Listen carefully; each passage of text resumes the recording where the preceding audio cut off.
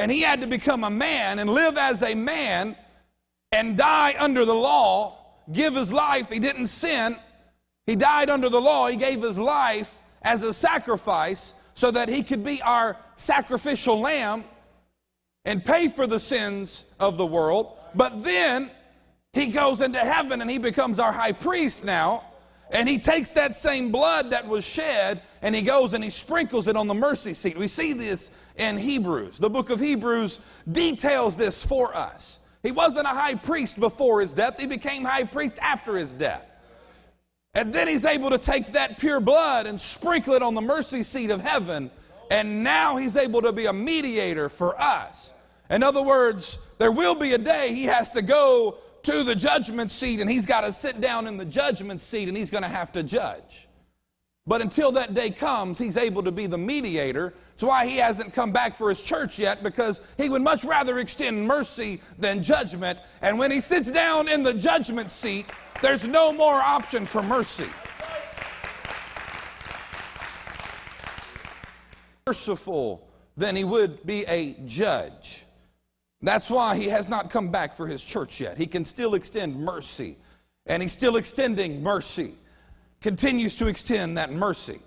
But Joshua, the high priest here, was clothed in filthy garments. And this is symbolic not just of the sins of the individual. It's symbolic of the sins of the nation. He was the high priest of Israel. He was the one responsible for making sure things were done right in the nation. And so he carried the sins of the nation, if you will, in a prophetic sense here. Thus, this prophecy was that of God working to restore Israel. And it had to start with the priesthood. Notice the latter part of verse 8 and the latter part of verse 9. In this prophecy, he says, "Behold, I am bringing forth my servant, the branch." And then in verse 9, "I will remove the iniquity of that land in one day." What a great promise from God. What a great promise from God that this is what God is going to do. He's got a servant coming, the branch. Just in case you haven't figured out who that is, that's the Messiah, that's Jesus Christ. That's the one who's coming. That's the one who's going to remove the iniquity from Israel in a day. This part of the prophecy sounds very similar to that found in Isaiah chapter 11 and verse 1, which says, "There shall come forth a shoot from the stump of Jesse, and a branch from his roots shall bear fruit," prophesying what was going to happen hundreds of years before it did. And then Jeremiah 23 and verse 5 tells us, "Behold, the days are coming, declares the Lord, when I will raise up for David a righteous branch, and he shall reign as king and deal wisely, and shall execute justice and righteousness in the land." This is who's being prophesied about. This is that branch that Zechariah is prophesying of. And that's none other than Jesus Christ.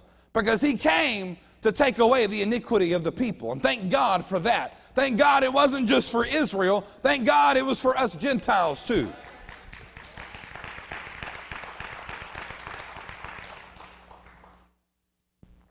Nearly every good thing that's ever happened in the world began with a vision. At its most basic, vision could be defined as the ability to see circumstances as they should be and not simply as they are. Even when overly reduced like this, one can still see the fundamental importance of vision in every area of life. We cannot afford to go through life only seeing things as they are, but we need to have the ability to see things the way they should be. There are people who are very gifted in organization, and they can come into a room that is chaos, probably be my office, and look and see how it can be organized and ordered and structured, and in their mind they're able to see everything the way that it should be.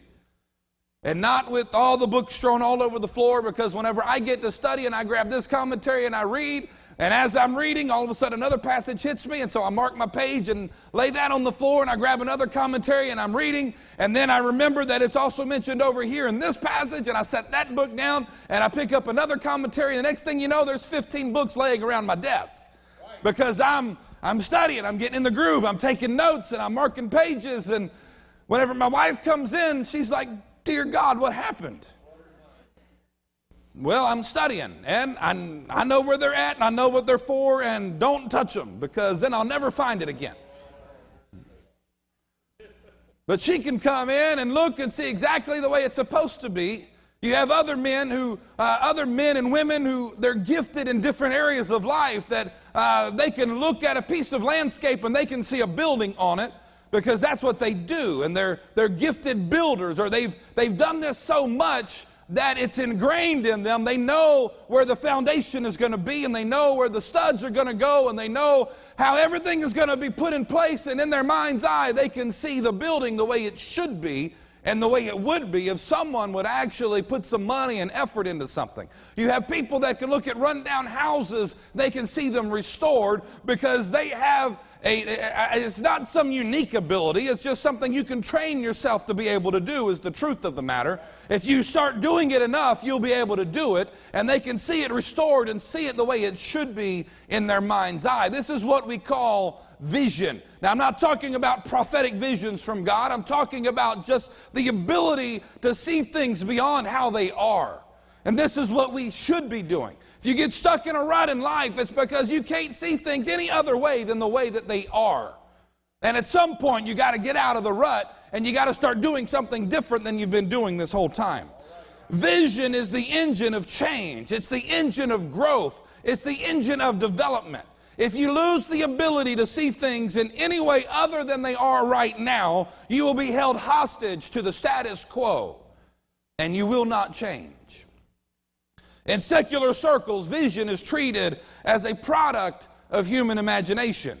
And it is, in some cases, a rare gift, because people tend to not try to work at these areas in themselves. To some, well, that's too much trouble. They don't care to try to do anything to further this in their life. A few years back, decided he was going to start creating longbows. He wanted to get some trees, and he would start working the wood, and eventually he would craft his own longbow. And there was someone who thought that was pretty cool, and my brother said, well, I can teach you how to do it if you'd like. And he says, no, I don't think that's for me. He didn't care to put himself to the test and start learning something that he could do if he would just learn how to do it. But unfortunately, we as people sometimes don't want to put the effort into something that would allow us to do something that we would really like to do. We just don't want to be troubled to do, and we would rather have someone else do it for us. Often this is found in people who have a creative bent to